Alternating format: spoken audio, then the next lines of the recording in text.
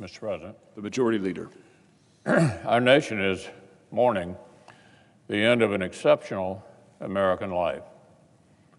Justice Ruth Bader Ginsburg meant so much to our country.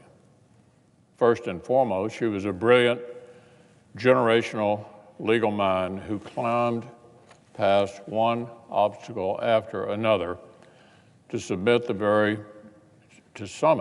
very pinnacle of her profession. Justice Ginsburg was a fixture on our nation's highest court for more than a quarter of a century. She was not just a lawyer. No, not just a lawyer, but a leader. From majority opinions to impassioned dissents, her life's work will not only continue to shape jurisprudence, but also enlighten scholars and students for generations. By all accounts, Justice Ginsburg loved her work because she loved the law.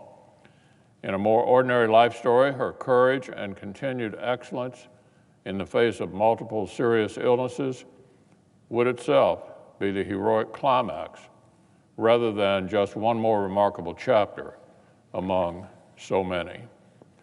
On the court, Justice Ginsburg was a universally admired colleague. It's no wonder that many Americans have taken particularly comfort these past days in remembering her famous friendship with her ideological opposite, the late Justice Scalia. Together, they made sure the halls of justice also rang with laughter and comedy. They rarely sat on the same side of a high-profile decision, but they still sat together at the opera, and most any other time they could manage to be together. So the legal world is mourning a giant, but Justice Ginsburg's fellow justices, a legion of loyal law clerks, and countless many others are mourning a close friend or mentor. The Senate sends condolences to them all. Yet Justice Ginsburg's impact on American life went deeper still. Friday's loss feels personal to millions of Americans who may have never made her acquaintance. Justice Ginsburg was a spirited, powerful, and historic champion for American women to a degree that transcends any legal or philosophical disagreement. As she climbed from the middle-class Brooklyn Jewish roots of which she was so proud into the most rarefied era of law and government, the future justice had to surmount one sexist obstacle after another. And Justice Ginsburg did not only climb a mountain, she blazed a trail. Through deeds, through words, and simply through her example, she helped clear away the cobwebs of prejudice. She opened one professional door after another and made certain they stayed open behind her.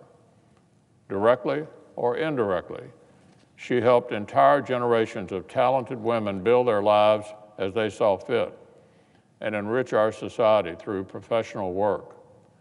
Law and politics aside, no friend of equality could fail to appreciate Justice Ginsburg's determination.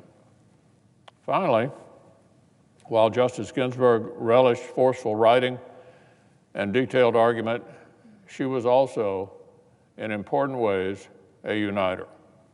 In recent years, many who considered themselves her admirers and might wish to claim the justice for their political side have come to embrace reckless proposals to politicize the very structure of the court itself. But Justice Ginsburg remained unswerving in her public commitment to preserving the neutral foundation of the institution she loved. The entire Senate is united in thinking of and praying for Justice Ginsburg's family, most especially her daughter Jane, her son James, her grandchildren, step-grandchildren, great-granddaughter, and everyone who called her their own. Mr. President, I ask consent that the following remarks appear at a different place in the record. Without objection.